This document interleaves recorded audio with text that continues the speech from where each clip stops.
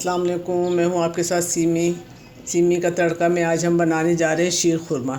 इसके लिए मैंने 2 किलो दूध लिया है, इसको मैं चूल्हे पे चढ़ा दिया।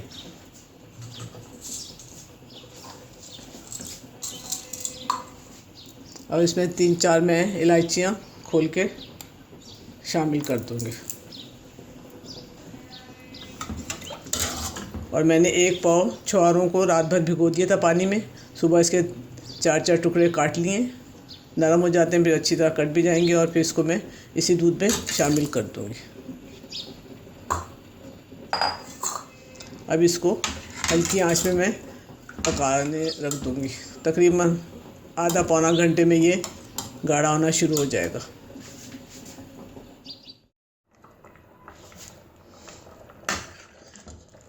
ये देखिए, इसका दूध खुश्क हो गया, गाढ़ा हो गया। अब इसमें आधा कप या अपने हस्बे ज़ायक़ा चीनी आप डाल लें।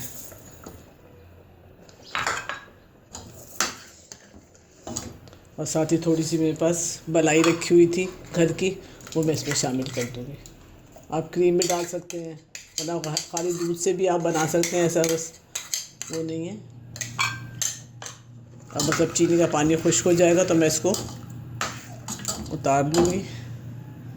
और साथ ही थोड़े से मेवे, बादाम, जो भी आपके पास मेवा वो डाल दें इसके अंदर। बादाम, नारियल, बस अभी 2-3 उबाल आएंगे, लेकिन फिर मैं इसको चूल्हा बंद कर दूँगी बस।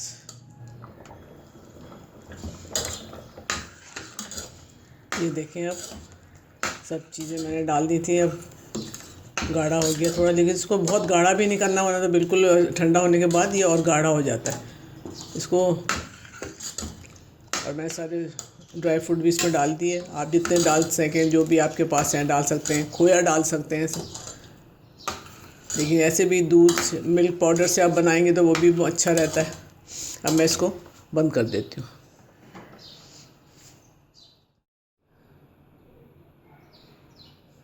मज़ेदार शीर खुरमा तैयार है, इसको ज़रूर ट्राई कीजिएगा।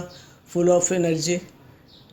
सर्दियों में तो बहुत ही मज़ेदार लगता है, गर्म भी खाएं या ठंडा, दोनों से अच्छा लगता है।